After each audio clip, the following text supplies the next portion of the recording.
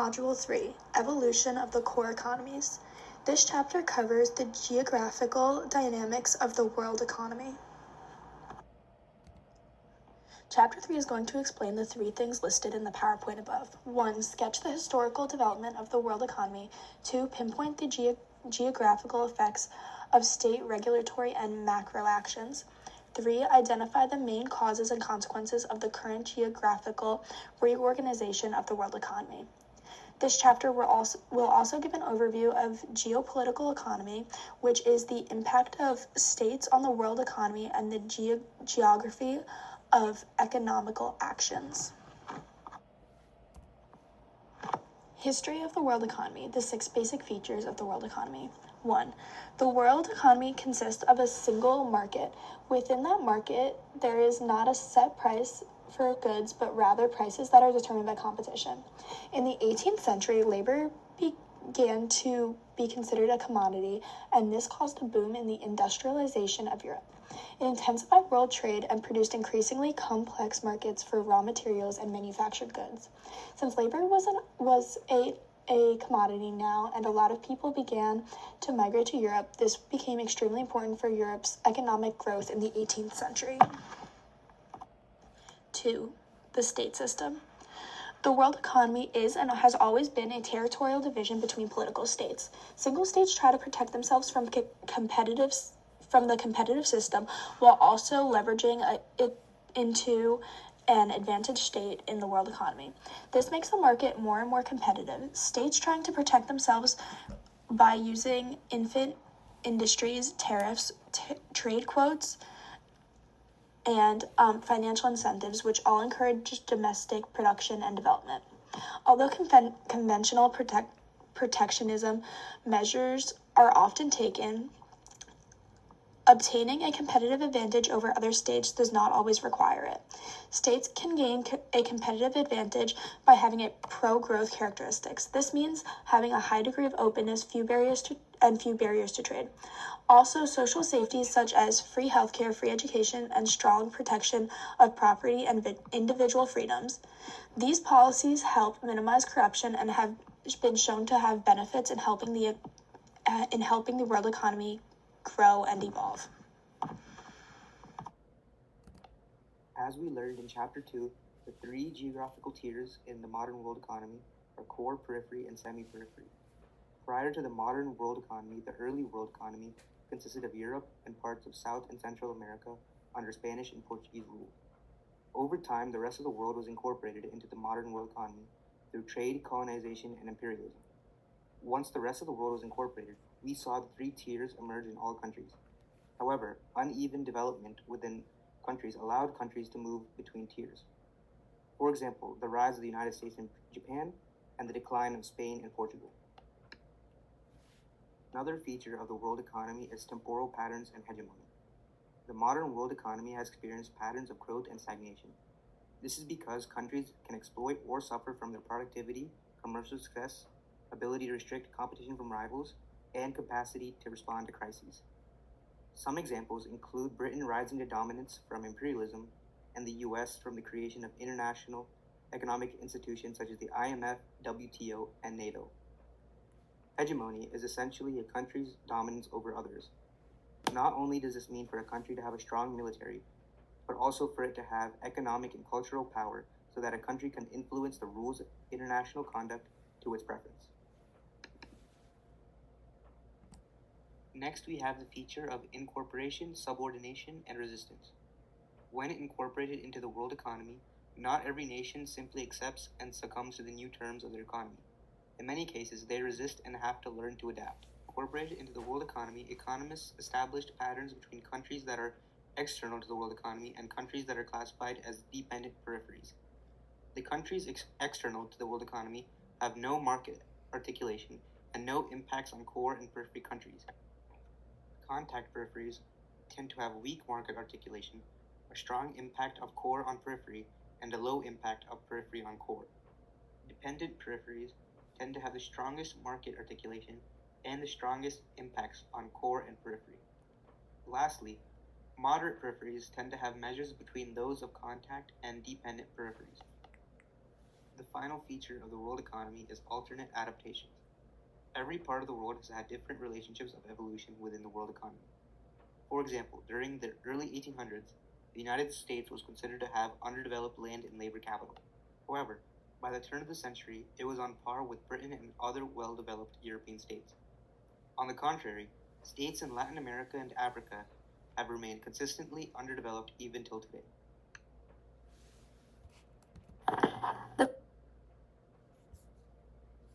The concept of a state system that emerged from the Treaty of Westphalia emerged to have their own economic state systems. The power of these economic systems was measured in three ways: relative to one another, relative to its inhabitants, and relative to the evolving world economy. However, the globalized economy is continuing to render the concept of a national economic system obsolete. The emergence of transnational corporations have resulted from a shift to an international production distribution. These corporations serve to bring the cost down of production and generate profit through exploiting foreign markets and market systems. In fact, much of trade is done in between and within these transnational corporations. Many firms still focus on home markets due to international restrictions that are placed upon them. In addition, foreign direct investment fuels these transnational corporations. The ability for foreign capital to be mobilized has contributed significantly to the emergence of the international financial system. With the markets in the world's cities working around the clock, the flow of capital in the international economy has increased. The flow of capital, which has mainly been dominated by developed nations, has seen an increasing emergence of less developed nations taking part. Governments around the world have opened the door for more foreign direct investment. One such example is the structural adjustment programs, which are given as loans to countries as long as the money is allocated towards projects such as economic growth. As more foreign investment is taking place, shifts in the international market are felt more strongly by developed nations. The flexible exchange rates have aided in expanding previously closed economies such as the United States.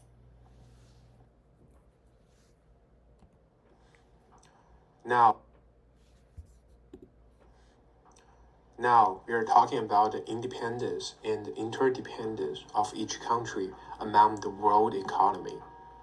Both the formal and informal collaboration has become an important feature of the world economy. First, the independence, which means individual governments can still influence international financial markets through different strategies. But no single government can control the whole system or completely control its own national economy. It is a very special feature of the modern society that one government cannot control its own country. Quite interesting.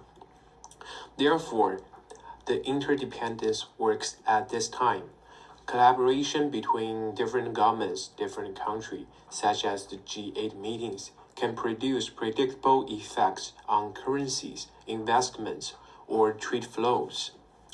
For example, the Japan, United States, France, these countries can work together and can influence a lot on the world economy. When there is trade, there must be some conflicts happening around the world. So we need to manage and mediate those conflicts. For the international trades after World War II, the tariff levels dropped in some extent. However, the non-tariff barriers such as quotas, voluntary trade restraints, and technical barriers, these things have often increased, which means the national politics reflects conflicts of group and regional interests over tariffs and trade. There are also some moments when transnational corporations have become so powerful that they can influence the entire government in the country. The government don't seem to have the power to control these big companies anymore. So, given the diminished capacity of states to actively direct their economies, what is the significance of those states in the contemporary context of globalization? We will see the answers in next slide. As the global economy refers to the interconnected worldwide economic activities that take place between multiple countries, there are 5 ways to categorize the states in the world economy.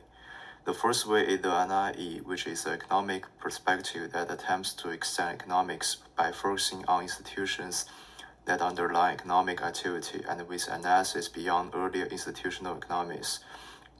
Within the NIEs, the fast-growing and best-performing countries have national governments that directly intervene in their economies.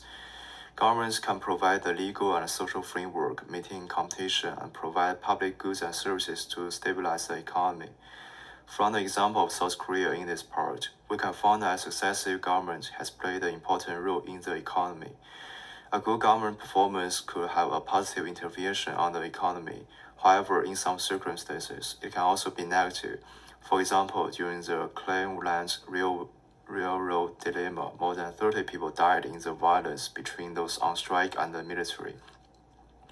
Another way is the state and geopolitical rivalry. Competitions between countries can be found in trade, monetary, and foreign policies. For example, the US dollar being the global standard gives the United States advantages over other economies. The US government can use the devaluation and revaluation of the dollar for the benefit of its economy. If foreign countries' demand for US dollar increases, it will appreciate, and it is good for the US market and vice versa. From this example, we can find those nations can use fiscal and monetary policies to stabilize their economies. In addition, countries can also operate through government-owned industries to stimulate new industries. An example of this is the US government increased its investments in defense spending and new financial services during the Cold War. The third way is called macroeconomic policymaking, which aims to provide a stable economic environment that is conducive to fostering strong and sustainable economic growth. It is concerned with the operation of the economy as a whole. As we discussed in state and geopolitical rivalry, fiscal policy and monetary policy can also be found in macroeconomic policies. In that case, central banks play a significant role in macroeconomic policymaking. Central banks can affect the domestic market by changing the money supply and the interest rate. We can also find different nations' central banks have different roles in their economy. For example, Russia's monetary policy is managed flow, which means the rupe's value is controlled by the Russian central bank, not demand and supply. And in the United States, the central bank tends to pursue monetary policies that benefit banks and other financial interests.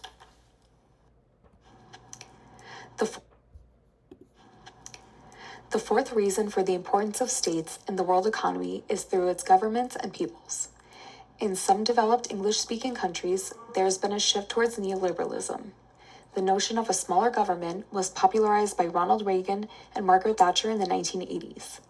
In the United States, we see this implemented in the privatization of prisons and hospitals that would usually be government-funded in most other countries. In box 3.1 in the text, the author states that free markets have intensified uneven relationships among places and regions, the inevitable result being an intensification of economic inequality at every scale, from the neighborhood to the nation-state. In the normalization of some of the fiscal crises that some developed countries are facing, some countries are faring better than others in terms of stability and prosperity. According to the text on page 78, the overall involvement of most governments in the lives of their citizens show few signs of decline. Lastly, lower-tier governments and economic development also have an impact on the world's economy. Local business climates, as described in the text, can lend a hand in creating a more or less favorable environment for businesses to thrive in. An example would be in the manufacturing belt in the United States. While more public goods and services are available, personal income taxes are also higher. The policies that shape the region, leading to higher taxes, may not be favorable to some industries and lead to price differences in the goods and services across state lines. To lure the most profitable businesses to support the local economy, many states are engaging in a race to the bottom. Tax breaks and subsidy incentives have led to increased competition. The text argues on page 78 that the net contribution to national economic welfare is less substantial than might appear. Europe combats this by implementing a competition policy. By prioritizing education and training above grants and subsidies for corporations, they prepare a more skilled workforce that companies aspire to hire. The political regulation of the economy is important in understanding the way a particular nation or territory's economy functions.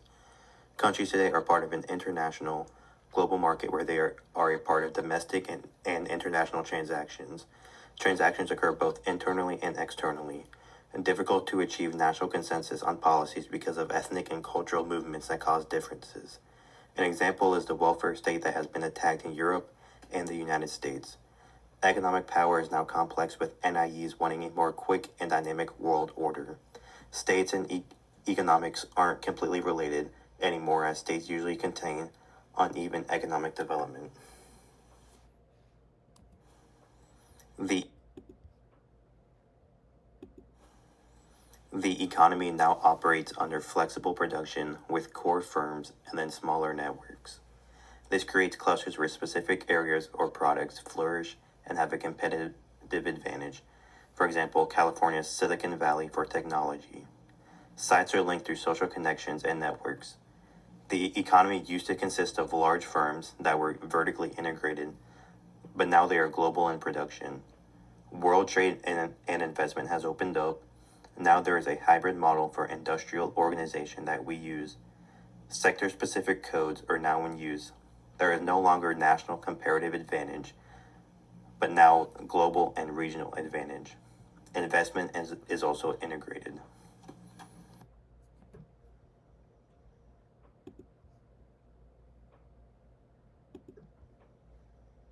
The market access regime is the result of firms attempting to cash in on comparative advantages and gain unrestricted access to their consumer markets, as well as governments wanting to attract capital and expertise from beyond their boundaries.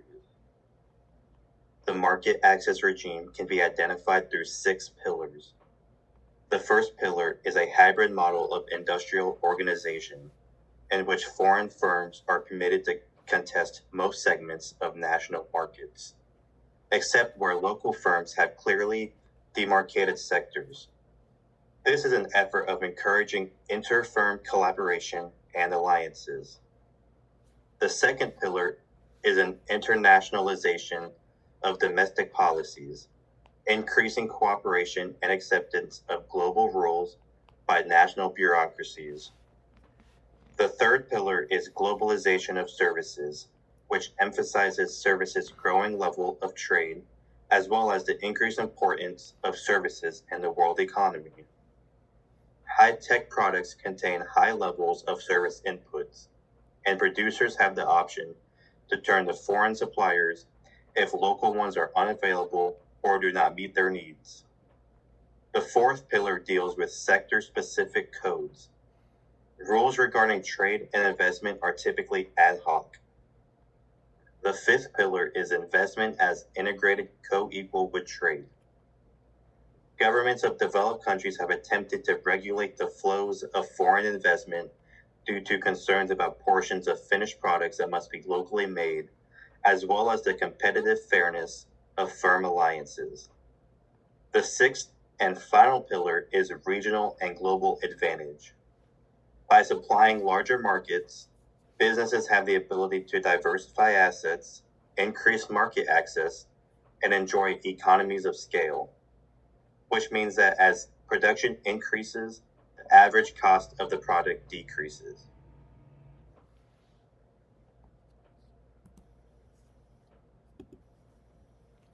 Electronic technologies are at the center of the informational revolution, which has transformed the world economy since the 1970s. More than 30% of all semiconductors are exported, so this industry serves as a great example of the market access regime.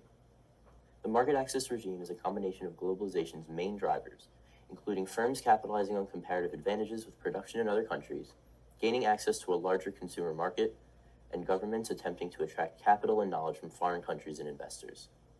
The market access regime coincides with globalization, as trade regulations cover a wide range of countries and firms' organizations. In 2011, 5 of the top 10 semiconductor producers were American companies. U.S. firms in the semiconductor industry had almost 50% of the global market share. However, in the 1980s, Japanese companies began to catch up in world markets. Japanese manufacturers found a way to cut costs, which increased their profits. Japan was successful in establishing a major presence in global markets, and if not for this development, the stranglehold that the U.S. has over this industry could have been even stronger. A new approach to global trade and investment emerged from Japan's increasing influence within the semiconductor industry. 2 U.S.-Japan semiconductor agreements in 1986 and 1991 opened Japan up to the U.S. firms. Additionally, Japanese, American, and European producers formed international corporate alliances. The result is a perfect example of the market access regime of trade and investment. Hybrid models emerged, which represents Pillar 1. International agreements and regulations were put into place, which represents Pillar 2. Global competition for production increased drastically, which represents Pillar 3. Specialty codes displaced older industry-wide ones, which represents Pillar 4. Firms became global in terms of organization and their search for markets, which represents Pillar 5. And finally, firms started building advantages to gain leverage over markets, which represents Pillar 6.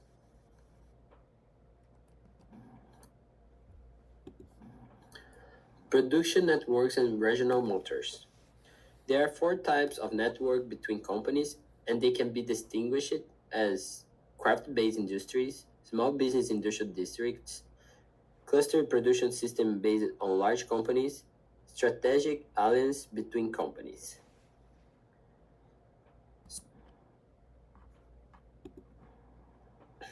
New International Division. The end ideal is a spatial division of labor due to the severing of ties with national economies. Undeveloped economies use it to be incorporated into the economies as a suppliers of minerals and agricultural products. It has since added more production to these types of economies. As a result of a global industrial shift occurs, meaning that production processes are reallocated from developed to developing countries. Companies need a low-cost location to manufacture and assemble products. Developing countries are able to produce at much lower price than developed countries.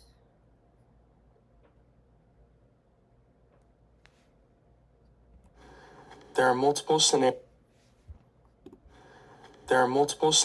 in which the relative benefits of clustering firms and conducting economic transactions over space differ, and each benefit can contribute to certain situations.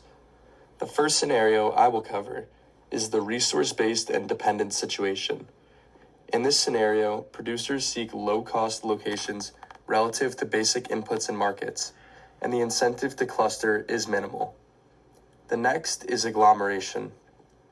Firms are focused on external economies, require heavy inputs from outside resources, and have an orientation to external consumer markets. The next scenario is branch plant industrialization. In this scenario, low transaction costs allow these firms to consume external economies at a distance. This way, firms can internalize external economies. End of geography is a scenario in which technology allows for the location of anything and enables the radical decentralization of production across all sectors. This scenario is primarily a fantasy. The fifth scenario is transaction cost determined. In this scenario, transaction costs determine attraction to markets or inputs. The final scenario that I am covering today is clustering. This is the most important to the evolving world economy. Firms have an overall incentive to cluster due to the cost of external economies. These scenarios explain why each firm must weigh out all of these factors to decide where and when to do business. To sum up the presentation today, I will now begin a brief recap of the loads of information shared today. We have reviewed the single world market and how markets interact with each other. We have also reviewed the state system and 3 geographical tiers, being core, periphery, and semi-periphery. Additionally, my group has explained temporal patterns and hegemony, along with subordination and resistance factors. Lastly, we have reviewed alternative adaptations and market scenarios. The customization and complicated inner workings of the world economy is a crucial topic to learn about, which I hope you enjoyed in this presentation.